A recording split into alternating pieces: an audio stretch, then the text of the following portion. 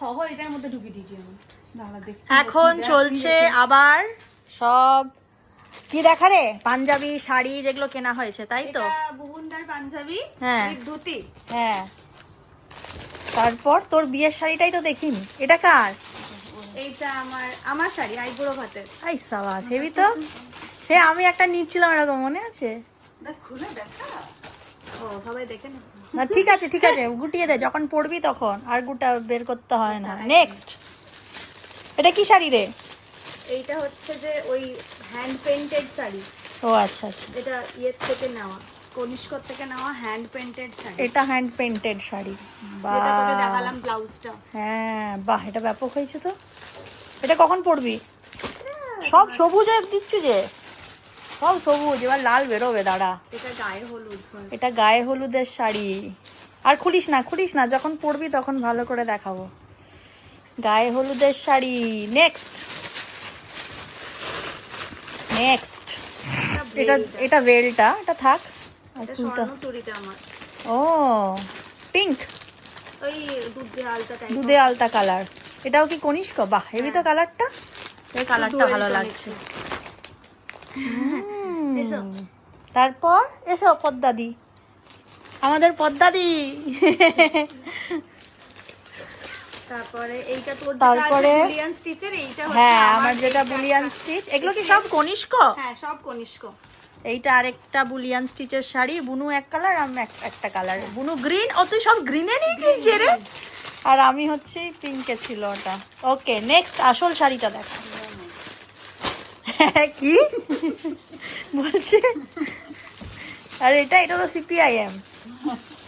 এটাই তো আসল শাড়ি। বিশাল ভারী মনে হচ্ছে তোরে। জারদৌসি মানে বেনারসির ওপর জারদৌসি কাজ।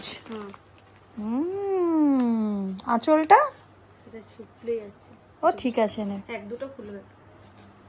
আঁচলটা হচ্ছে খুলবো না এখন, থাক খুলিস না, যখন পড়বি তখন দেখানো হবে। বাইরেটা ভালো বেশ। এইটা এদিকটা হচ্ছে তোর কুচির দিকটা হবে, এখানটা এটা আঁচলের দিকটা। বাহ, পরে গুছাবে এদিকে থাক। আর কি রে? সুতির ছাপা। তুই সুতির ছাপা আবার কখন পড়বি রে?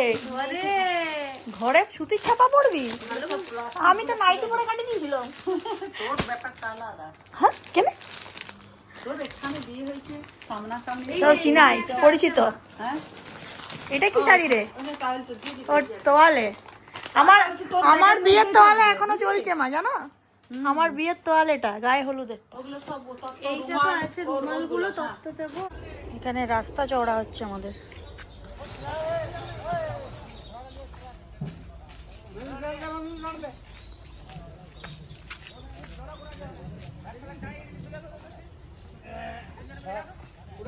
আজকে বোনের আইবুড়ো ভাত মেজো কাকুর বাড়িতে। তো আমরা যথারীতি পৌঁছে গেছি সকলেই। এখন ভাই আশীর্বাদ করছে বোনকে। আর আরেকটা ভাই, মানে এখানে মেজো কাকুর দুই যমজ ছেলে, এক ভাই কলকাতায় আছে, এক ভাই এখানে আছে। তো এই দেখো কত দারুণ আয়োজন করা হয়েছে। কাকিমা, বাবা রে, তুই বসে যা, তারপরে ছবি তুলবি। কাকিমাকে নে, কাকিমা আজকের মহারানী। কত কিছু মেজো বাবা রে, সকাল থেকে রান্না করেছে কত কিছু। 10 দিনের খাবার। বা কি সুন্দর সাজিয়েছে।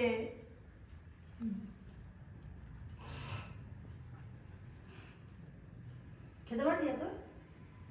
তোরা আছে ওদেরকে স্টেফনি নিয়ে এসছে। স্টেফনি? হ্যাঁ, আমাদের আলাদা নেমন্তন্ন ছিল। স্টেফনি বলবি না। স্টেফনি। ইয়েস, তুই শুরু কর। এত খাবার খেলে তোর মোটামুটি 2-3 ঘন্টা তো সময় লাগবে। হ্যাঁ খাও, শুরু করছে ম্যাডাম। বাবারি, আগিয়ে না যা।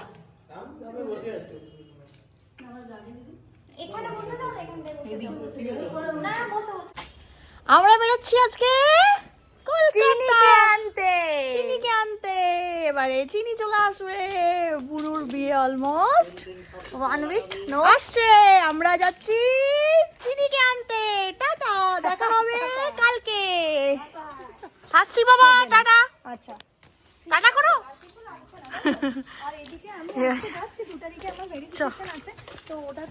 আমরা মোটামুটি খাওয়া দাওয়া করে দুপুরবেলায় রওনা দিয়ে দিয়েছি, আর এখন পেরোচ্ছি দুর্গাপুর ব্যারেজ। যারা যারা জানো তারা তো দেখে বুঝতেই পারছো, এটা হচ্ছে দুর্গাপুর ব্যারেজ। আর দুর্গাপুর ব্যারেজে এখন জ্যামটা একটু কম হয়, কিন্তু গাড়ি চলাচল প্রচুর হয়, তো সেই জন্য ট্রাফিক প্রচুর থাকে। শক্তিগড়ে খাচ্ছি চিপস আর চা। বাজে বিকেল 3:45, বেরিয়েছি 1:45 নাগাদ, এখন 3:45। 4টে বেজে গেছে।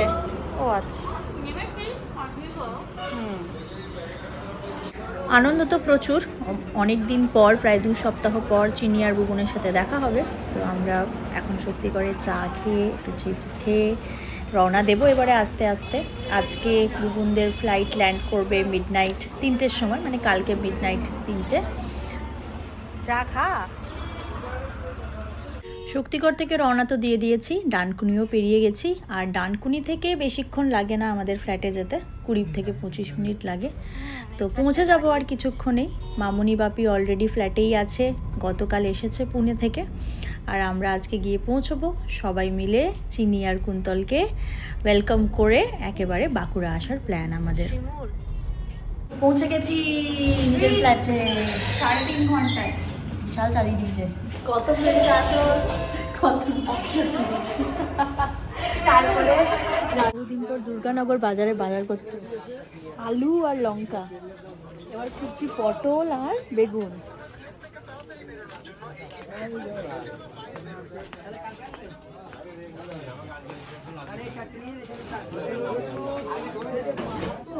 বেগুন কত? বেগুন 530 টাকা, 320 80 টাকা 60 টাকা।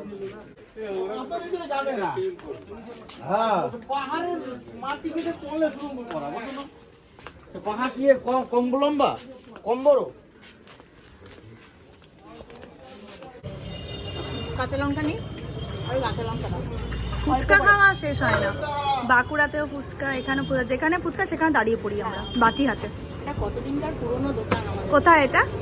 আমার ফ্ল্যাটের কাছে, দুর্গানগর। দিদিকে দাও, খা।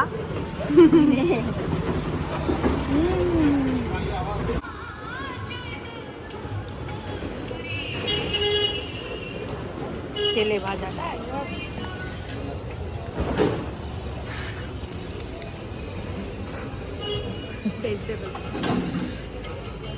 পেটটা খারাপ করিস না কালকে একাদা।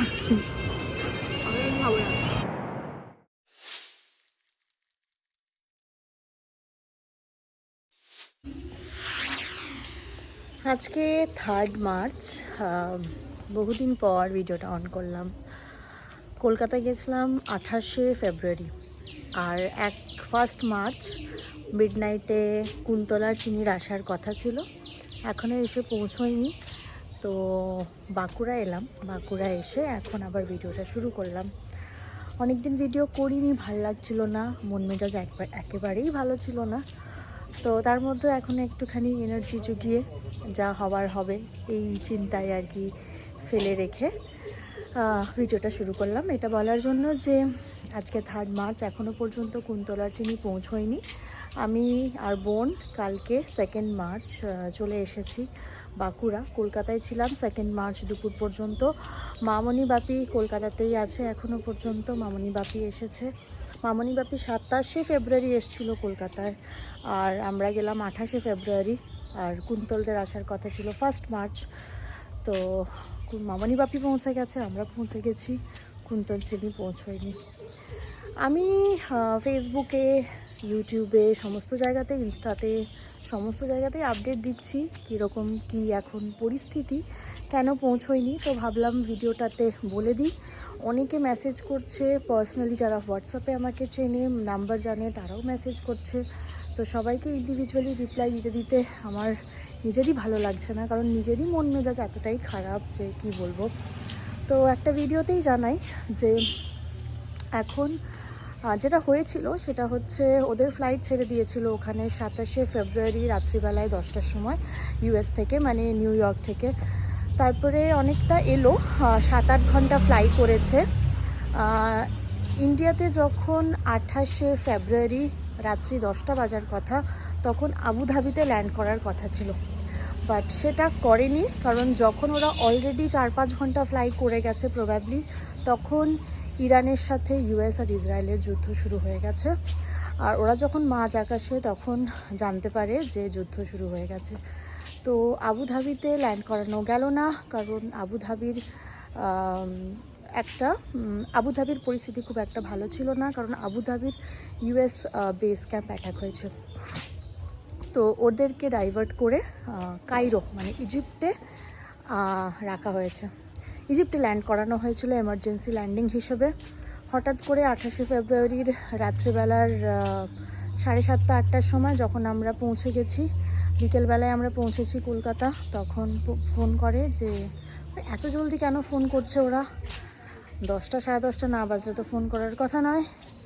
তো তখন ওরা ফোন করে বললো যে এমার্জেন্সি ল্যান্ডিং হয়েছে কায়রোতে, ওরা এয়ারপোর্টে এখন আছে। তখনও পরিস্থিতি খুব একটা ভালো নয়, কারণ কোথায় কি হবে, মানে যুদ্ধ শুরু হয়েছে কিছুক্ষণ আগে, কি পরিস্থিতি কি না কেউ কিছুই বুঝতে পারছি না সেরকম। বেশ কিছুক্ষণ যাওয়ার পরে, বেশ কিছুক্ষণ এয়ারপোর্টে থাকার পরে ওদেরকে বলা হলো এয়ারলাইন্স থেকে যে তোমাদেরকে হোটেলে নিয়ে যাওয়া হবে, আর ইজিপ্টে হোটেলে নিয়ে যাওয়া মানে ভিসা করাতে হবে। তো ওখানে ওরা সকলে ভিসা করায় যারা যারা ওখানে এমার্জেন্সি ল্যান্ডিংয়ে নেমেছে। আর ওরা ট্রাভেল করছিল এথিহাদ এয়ারলাইন্সে। শুধু তো এথিহাদ এয়ারলাইন্স নয়, আরও অনেক এয়ারলাইন্সই ওখানে ল্যান্ড করেছে এমার্জেন্সি ল্যান্ডিং হিসেবে। তো ওদের তরফ থেকে, এথিহাদ এয়ারলাইন্সের তরফ থেকে মোটামুটি সমস্ত ব্যবস্থা যা করানো হয়েছে। ভিসা করিয়ে নিয়ে প্রপারলি হোটেলে নিয়ে যাওয়া হয়েছে। তো যতদূর আমার কমিউনিকেশন হয়েছে কুন্তলের সাথে, ওদেরকে ভালো হোটেলেই রাখা হয়েছে এবং সমস্ত ফুডিং, লজিং, প্রপার কেয়ার, মাঝে মধ্যে খবর নেওয়া, এথিহাদ থেকে বারে বারে কমিউনিকেট করা, এক একজন রিপ্রেজেন্টেটিভ এসে খোঁজ খবর নেওয়া, এগুলো সবই করা হচ্ছে। কিন্তু আজকে গড়িয়ে পেরিয়ে চলে এসলো 3 মার্চ। মাঝখানে একদিন যখন 1 মার্চ হয়, সেদিন জানা যায় যে ওরা ট্রাভেল করবে 1 মার্চের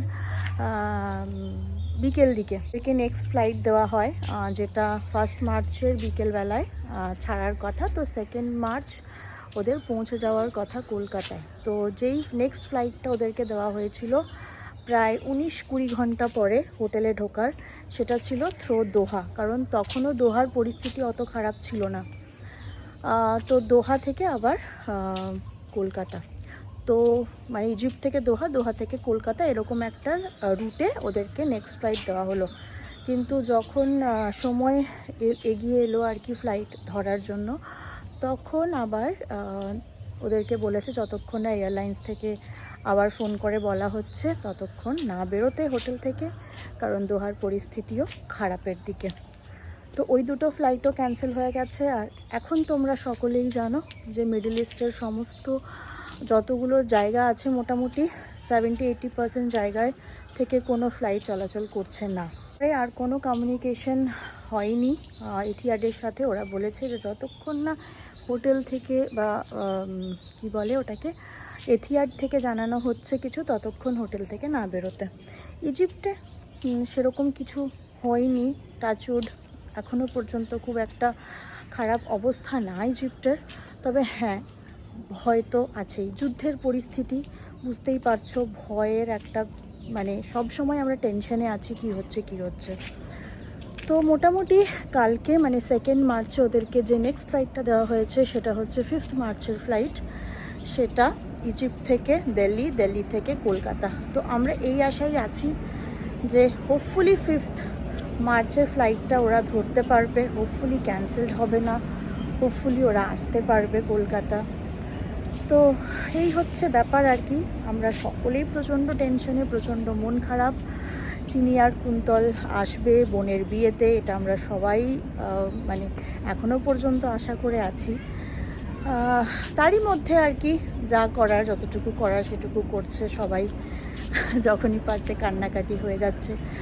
কিছু করার নেই, মানে এটাই পরিস্থিতি, এটাই মেনে নিতে হবে এখন আমাদের। ওই আর কি, রাজায় রাজায় যুদ্ধ হয়, প্রজারা ক্ষতিগ্রস্ত হয়। তো যাই হোক, এই আর কি এখন স্টেটাস।